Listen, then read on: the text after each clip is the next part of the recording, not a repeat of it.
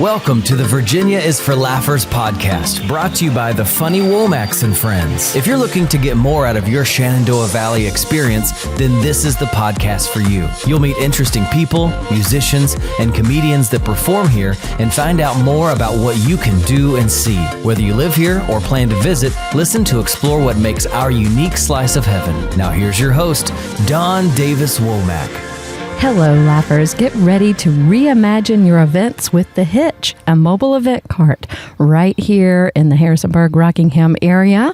Although today we are in Elkton on a beautiful farm, and we'll talk about that in just a moment. But let's tell you about this customizable event cart business that specializes in serving event of cocktails and mocktails to inspire your imagination and exceed your expectations.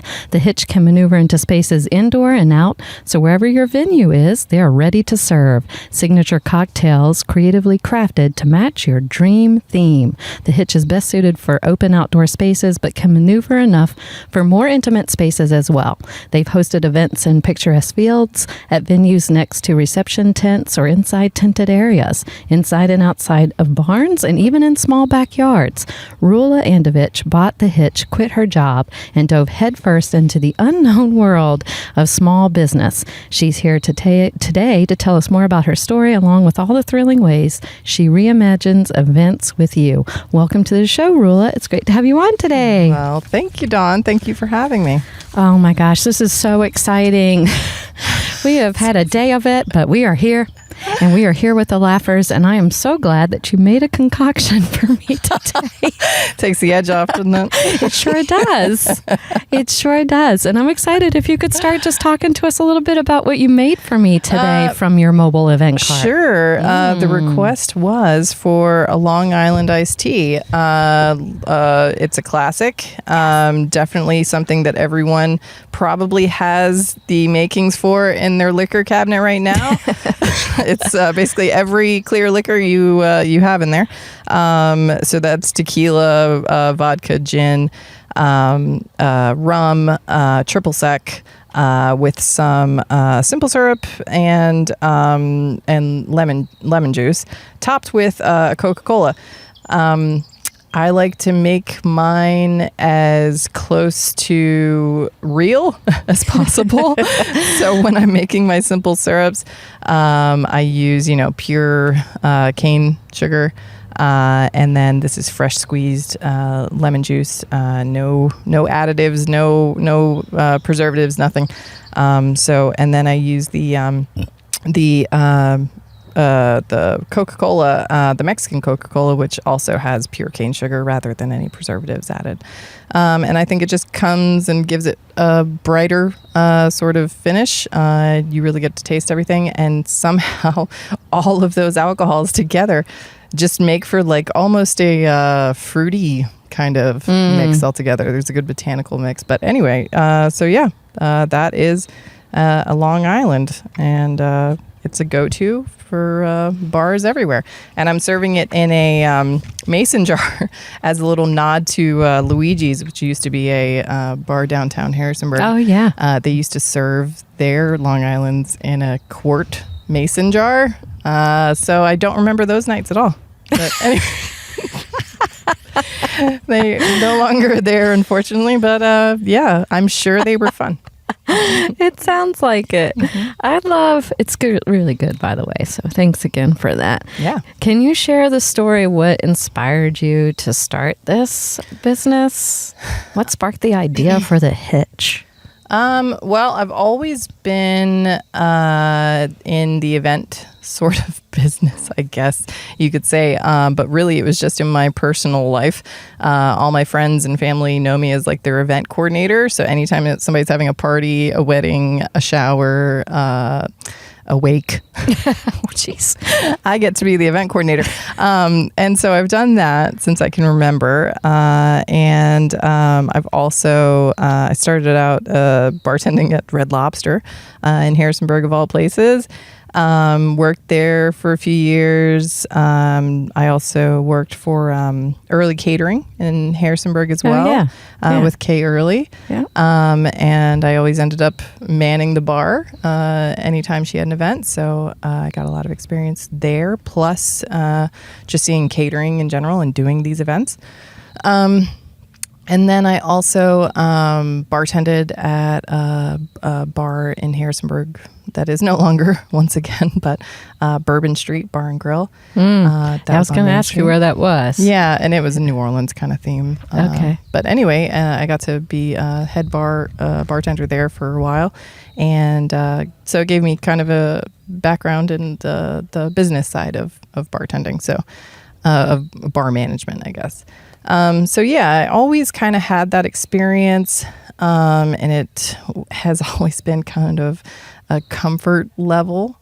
To go back to bartending, I kind of just really like that feeling of connecting with folks, and it's basically the easiest way to just be creative and find something really fun and lead, hopefully, to a really good time, safely. That is.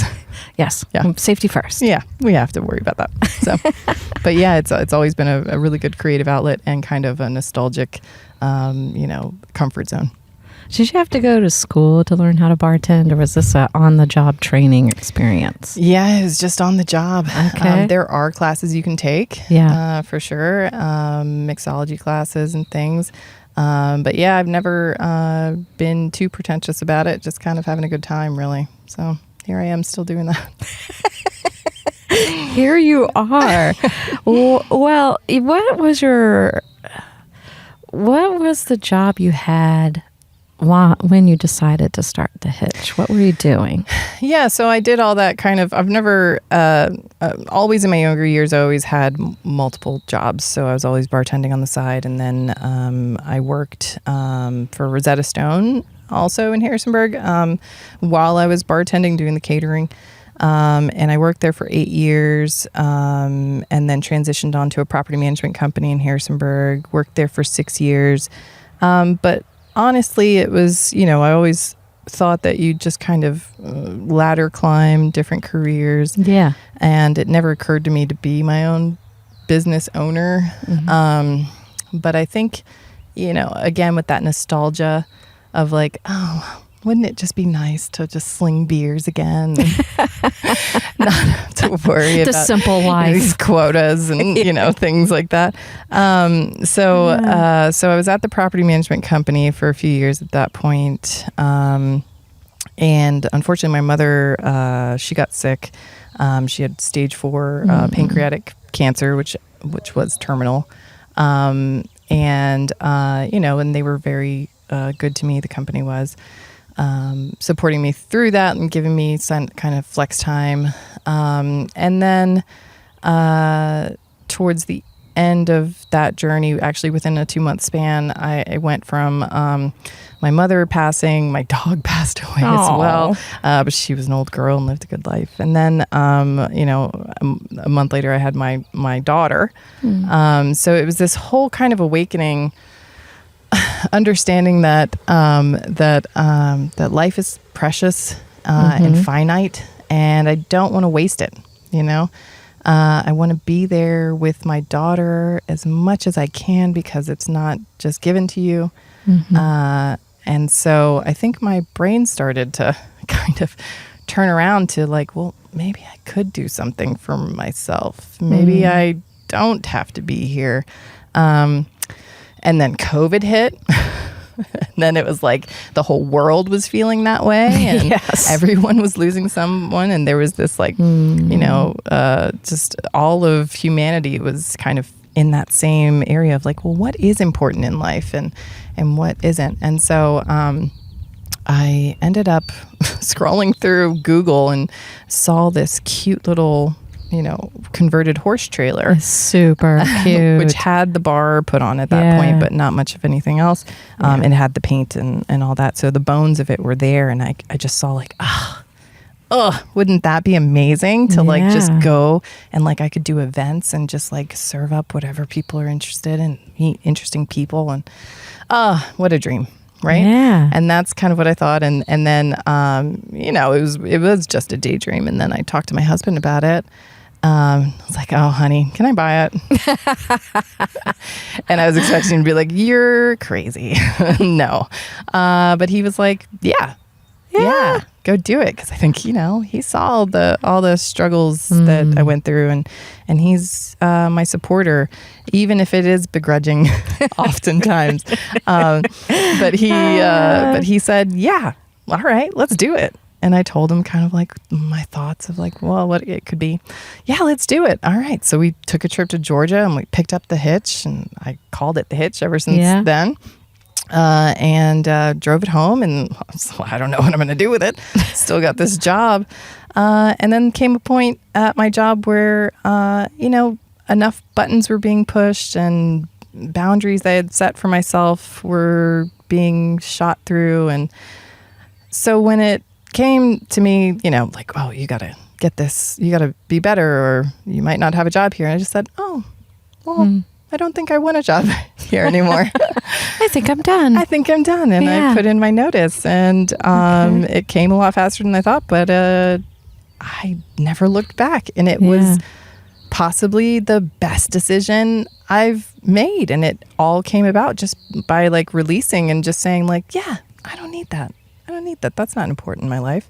And I can trust my gut, and I can just, go with what could possibly make me happy. And luckily to say, within the first month, I had my first booking, and it's been going ever since. I'm incredibly lucky to even be sitting here with you. Yeah, thank you. Thank you for having me and bringing, the Shenandoah Valley together, basically.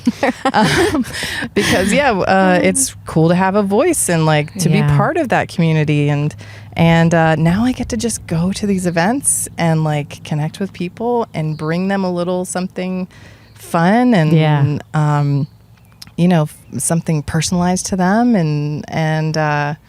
I couldn't imagine. I have no regrets. I could not imagine going back at this point. Yeah. That's pretty amazing.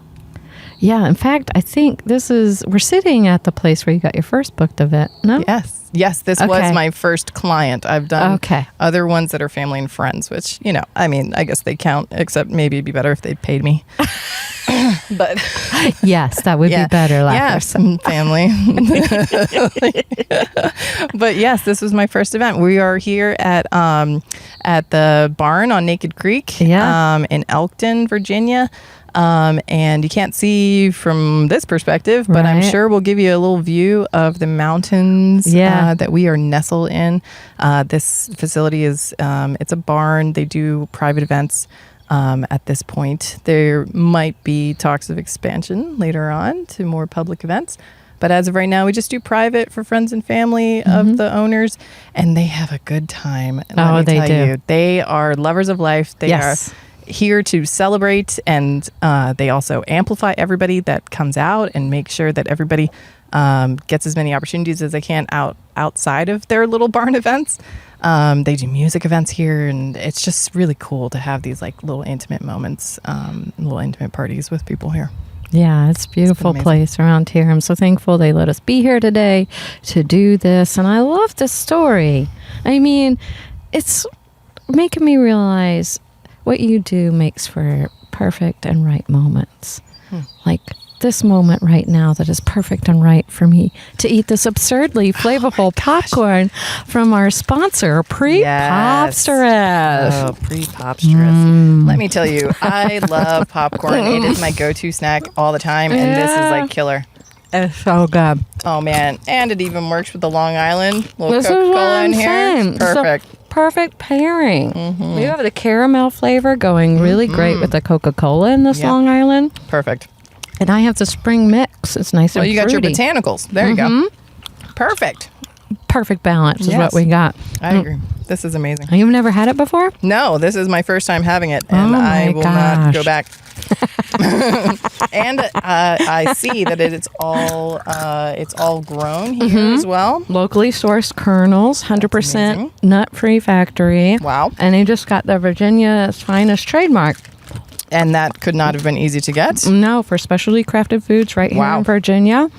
And it's just lovely. This popcorn is perfect literally for any gifting occasion. Birthdays, anniversaries, swag bags, stocking employee stuffers. appreciation, stocking stuffers, you name it. Oh, and it would be a great match, actually, perfect treat for some of your concoctions over here at the you're Hitch. exactly right. Yes, I would love to pair. Let's do that. Yeah. Hear that, Tisha at Pre-Pop Stress? Hey, I got a whole cart waiting for you. Just come on down, load me up, and we will make dreams happen. Absolutely. And Laughers, they give you a 15% discount. Just use promo code LAUGH15 when you visit their website at prepopstress.com. That's prepopstrous.com. And you can get you some popcorn today. Ooh. Exciting. It's exciting. Yes, love it. Now, back to you, Rula. When you transitioned from your last job to start the Hitch, what would you say your biggest challenge was? Well, money. I like how she laughed. There's like a list in that head. Yeah, I didn't exactly plan things out, but there was some background work happening in my overthinking brain that luckily set me up for success. But yeah, no, money has been the biggest hurdle. Everything costs money. I've had to do things that were costly for free just to get my name out there and things. And so there's a lot of lead up to be able to get to this place of success. But I've also just been incredibly lucky. So unfortunately, like for a lot of people, maybe they wouldn't have that same sort of privilege, I guess, of being able to pivot when needed. But for me, it has worked out, though it has been the hardest thing I've done. But yeah, it's just finding that balance. And I know that they say, and there's lots of support out there for small business nowadays. I don't know if there was before, but I have been surprised to find that there has been a lot of support through like the Shenandoah Valley Small Business Development and SCORE and things. And you can set up with a mentor, which I do have one. Yeah. And so they will help you along as you get to those hurdles. But yeah, financially, and there's grants and things that you can get. Yes. But yeah, that has been the main hurdle. Other than that, I am only limited by my want of creativity. That's it. And so far, I haven't met my limit. So it's just been fun. So yeah. Yeah. Can you speaking of the creativity, can you tell us about some of the mocktails, cocktails, themed events? Give the Laughers some idea of how you can reimagine. Yeah, we like to say every event reimagined, because it doesn't have to be cocktails, or we do have a beer tap as well, but it doesn't have to be alcohol related. We can do mocktails all day long, and I love doing it. And my daughter is my biggest little mixologist when it comes to doing mocktails. She likes to inspire me with her ideas of what should go in. Like the other day, she was telling me like, oh, if we slice the limes these ways and put them on the side of the glass, then it would be a Pegasus. And so now there's a drink that we've made called the Pegasus. And she just likes to get creative, and I'm realizing like it's my creativity in her. And we've done so many different cool, very, very just cool things. Like we did a Harry Potter themed birthday. Oh, very cool. Very cool. Yeah. And so we had our butterbeer, and that was both, we had an alcoholic version and non-alcoholic version for the kids, which was liquid candy. Indeed. Yes. And it was like butterscotch candy. Yeah. It was amazing, but they loved it. But of course. Yeah. And then I used butterfly pea flour, which if you haven't heard of it, it kind of has this color changing effect. Cool. So I infused the tequila for this. I called it Polyjuice, which is a Harry Potter thing. Changes you into something else. And so I infused the tequila with the butterfly pea flour, and it turns it this like deep indigo. And then when you add an acid, it'll go from indigo to purple to pink. And so it had this like color changing thing, and it was like a little magic trick that we did at this Harry Potter theme. And it was it was very fun. It was very fun.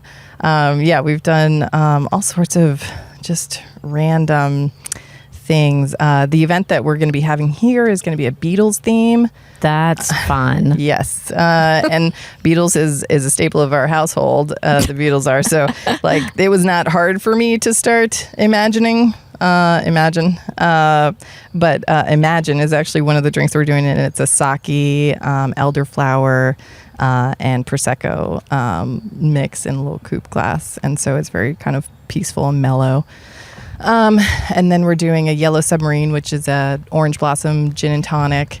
And I'm using yellow cherries as the little submarine, and juniper berries as blue meanies, if you ever watched Yellow Submarine. And then we're doing a I Get By, which you get by with a little help from your friends, but in this case you get by with a little help from Johnny Walker and Coke. So it's a Scotch and Coke. And then I finish it with homemade hemp bitters, which gives it kind of a nice herbal finish. We just, I don't know. I just get caught up in it, and I have fun. You do. I do. I didn't know yellow cherries are easy to find in the grocery? No, they're not so easy to find. I didn't think so. No, I had to order them through okay. a restaurant service, which can get specialty things. I do like to source locally, though. So anything I can source locally or get anything in season, especially to put in my mixes, I will do that every time. Earlier, like springtime, we did a lot of Myers lemon. So I did instead of a Tom Collins, we did a John Collins, but since it had Myers lemon in it, I was calling it a John Mayer. It's for a music event too. It's like everybody loves a John Mayer. So it was Your Body's a Wonderland. It's just stupid. I just love it. It's fun. It's so much fun. Just so much fun. And how old is this young mixologist? Oh, yes. My daughter. The daughter. She is almost 5. Wow. But yeah, she's an aspiring entrepreneur, if ever there was one. That's great. She talks about, having this be her lemonade cart, basically. She's going to start selling drinks herself. And she does. She makes, she was the one to make my first mocktail, and she called it a Cherry Wonder. So it's like a little take on a Shirley Temple. So I love it. Yeah, and she made it up. So anyway, she is very. She has an entrepreneur's spirit for sure, and very creative. A little binder or notebook she carries and around. she corrects me when I don't do things right. Like the other day, she was really getting on me because I cut the strawberry wrong. Oh, she's like, "Mom, that is not how you cut it. It doesn't look like a heart at all." Oh God, I'm sorry. Let me do that again. Test, Mom. She's very particular. I don't know where she gets it from though. Yeah.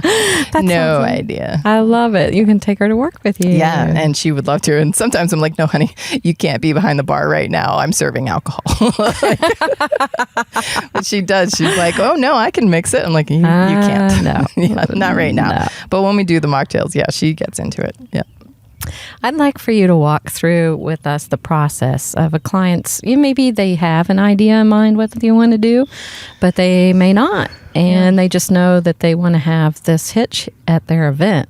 How do you walk through the process with a new client in terms of getting from, hey, I might want to hire you, to this fully, engaged, reimagined event? Yeah, well, I'm assuming that they're seeing me through the socials or they went to an event. So hopefully they have kind of an idea of like, that looks like fun, something along those lines. But then they would just reach out to me probably through, any of the socials, Instagram, Facebook, or our website, which is thehitchharrisonburg.com.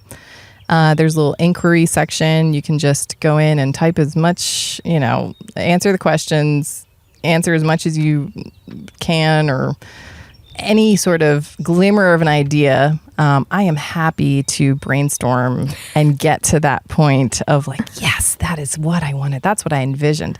Because you might not have an idea of what you want. Yeah. You just might want something different, something that other people haven't had, or maybe you want something that's a showstopper, whatever. I will happily answer and ask you questions to figure out what it is that's going to get you to what you envision. So we'll do kind of a brainstorming session for as long as it takes. Hopefully we'll have a little time before the event to do all that. But if we have to do it on the fly, we can do that. So we do that, and then I try to get a feel for the client. Try to understand what it is that really speaks to them, where their comfort levels are, what places they enjoy, what they like to do, and then I will put that all into my then scrolling sessions of ideas and just looking through the internets to think of like, well, maybe this would work, but maybe if I pair it with this, or, and then once I have an idea, I'll present it to you. And you can give the yay or nay. I am all about the feedback. If it doesn't feel right, I don't want it. I want you to feel like, yes, that speaks to me. So we'll go back and forth as many times as it takes until you get to that point. And then once we have that, I'll write up the contract. You would put the deposit down, and I am yours for that day. So, I like that. Yeah. I like that a lot. So do you charge by number of people, or... and then maybe special requests might be a little bit more? Sure, How does all that work? Yeah, if the structure of what I offer doesn't seem to fit with what you're thinking of, I am happy to renegotiate or figure out what would make sense. But yeah, typically it is based on how many guests you'll have at your event. And what's been your largest and smallest event, and what do you like to do? Yeah. My smallest event was like 8 people at a book club. Oh, wow. Yeah. Very intimate. Super intimate Yeah. and super amazing. And like I got to get in on the discussions, and luckily I read a little bit of the book just because I'm an overthinker and overprepare. So I did. So I got to There's get only in 8 on that. people. I should probably be engaged. Yeah.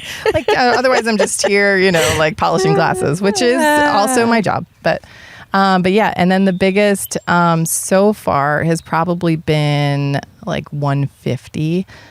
This one coming up this weekend is likely to be closer to 200. So, but I've realized that like I kind of like the intimate, you know? I like that connection that you get. And there was a moment, the other day I did an open house and it was an Elvis themed open house.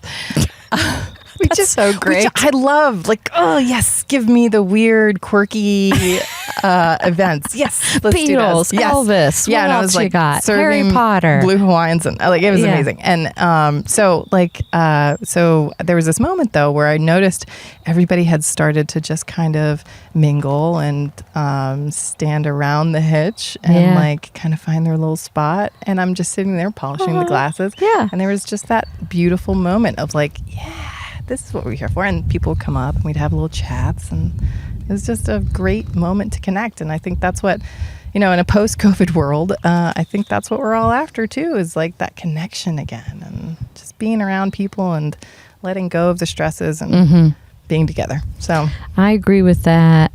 And we're finding that too can be a sweet spot. Depending on the type of event. So we have a new event called Uncorked Laughter.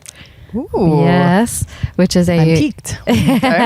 All right. It's really great. And it's a wine class and comedy experience. Ah. So to pull that off, we need to collaborate with wineries so they can dispense the educational portion of the evening. And the other Drink education. That's right. And then the other funny Womack, which is my husband and I, we drink the wine and bring the laughs. Oh my goodness. Our favorite part. Oh, what a combination.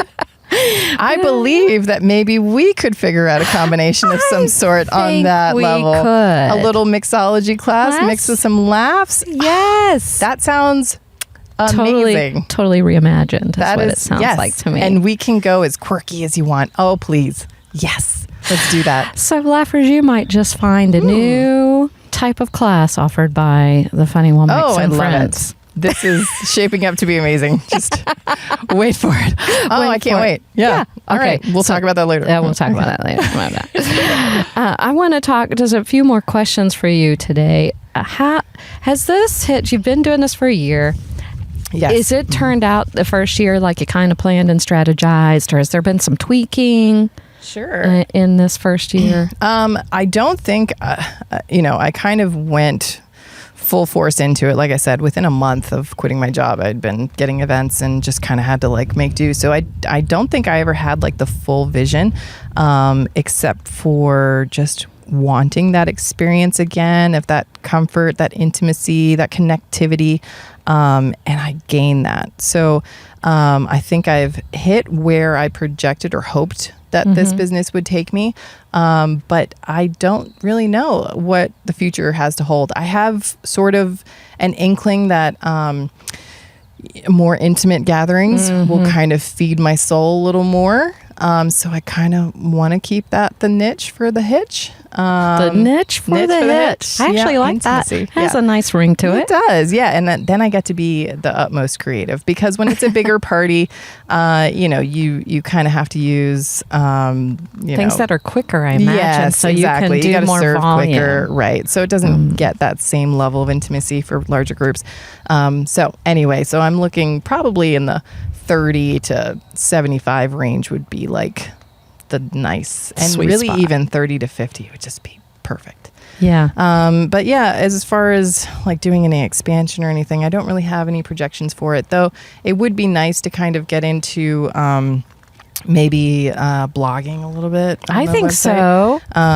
Doing some of my Some tips. some how to tips make on it. some things. Yeah, because it's really easy to make like your own syrups or your own bitters. I probably have way too much fun doing that. I like forage for things, try to source locally, try to source in season, and then just come up with like whatever. But it's really easy, and like everybody could make, mocktails or cocktails. Everybody could make their own mix. And so, maybe I'd expand to share that a little bit and expand my community a little bit. To offer some education, so they can do some mixology at home. Cheers. So maybe with a little laughs combined. Yeah. Yeah, I love that. I want to talk a little bit about, we are right here. They got so many things getting ready for this event this weekend. So we're going to be wrapping up here soon so they can do all the things that they need to do. Yeah. But while I have you here, I do want to ask you, if there's another business owner out there, sure, and they want to start a unique business venture, or they're not yet a business owner and they're thinking about the unique business venture. Yeah. After everything you've been through, what kind of advice would you give that person? The thinking part of me says, no, make sure that you're prepared and you have all the money in the world. And the truth is, nobody gets to that point. So if it is in the back of your head to do this, if you do start finding that something's lacking and you just want to branch out and do your own thing, I say do it. I say go and do it. And if there's one thing I've learned through this, is that my gut already knows if something's a good idea or going to work out, or if I need to work harder in one way or another, and I can trust that. And I did not plan to be here where I am right now, but following my gut, following my heart, and just like going for it. And of course, having the supportive, rallying friends and family that I do, which is an amazing part and really the only reason I got here. Just having all that and a little bit of luck and following that gut, it really got me where I'm at. So I say, if it's there for you, you only have this life, go and do it. Go do it. Make yourself happy. You can totally do it. You might fall, you might not succeed, but you can pivot, you can keep going. And the more that you're doing it for you, I just feel like the more resiliency you'll have and the more perseverance you'll have to keep going. So go and do it. What do are you got waiting to for? lose? Yeah, what are you waiting for? Yeah, failure happens. But out of failure comes a lot of beautiful things. Exactly. Things that you've learned, tweaks and directions and strategies you wouldn't have otherwise thought of. And it's not the end of the world. It just makes you better, actually. It's that lack of stagnancy. You don't want that. Go for the risks. It's all right. I am risk averse. I am a risk averse person. But I went for it. And thankfully, I know now that even if I do fail, I can do something else. I can do it again. I can do things and I can trust myself. So go and do it. Yeah. I think that in the hesitation is somewhat not trusting ourselves or the fear of the unknown. If you're going from a full-time job to a business adventure and you make that complete switch without it being a side hustle first. Now that can be pretty scary. Yeah. The good news is you don't have to make that choice either. Right. It might make more sense. It depends on you as an individual and a family and what stage of life and all kinds of different things. Sure. But it might make more sense to do it as a side hustle at first. Yeah. It doesn't have to be super huge at first. Get business curious, you know, start taking some of the support free classes through the SBDC or I think I said that right. I'm not sure. The Valley Community. Enough. One of those, Valley Community Development, Small Business Development, something like that. There's a lot of letters in there in that acronym. But anyway, there are free classes and there are people that are willing to help you. Yeah. So just dip your toes in and see, you know, and if it keeps sparking your interest, then you should totally do it. Yeah. Do it. There's books and articles and YouTube videos and Google and lots of opportunity for people to take initiative. Financial grants too. I mean, just go for it. Yeah, absolutely. Women-owned business, they can get grants. Oh, minority-owned business. Yes, do it. Please do it. Yeah, I think so too. Don't wait. Yeah, this is your sign now. Go ahead. It's fine. We said it'll work out, and if it doesn't, it'll work out. Yeah, I love that advice. I think trusting in ourselves is something I'm working on too, is cultivating that and within myself. Yeah. And it really does make a big difference. And your mind starts opening up to possibilities you didn't think of before. Oh, yeah, when for you're sure. Like, you know what, maybe I can believe in myself. Let's give that a try. Yeah. I did not expect to be here, and here I am with you. Thank you very much. I know, you're so welcome. Yeah. And I think this is a perfect time that we've had such a good, short and sweet time together today. Yeah. After all of our technical issues. So look at us go. We made it. And we made it through this. We did it. See? So you can do it. Yeah. So as we wrap up here, how can the Laughers follow the Hitch on social media and otherwise? Sure. Yeah. Well, my website would be the easiest probably. It's thehitchharrisonburg.com. And then you can also see me on Instagram at the Hitch _ _Hitch_Hberg.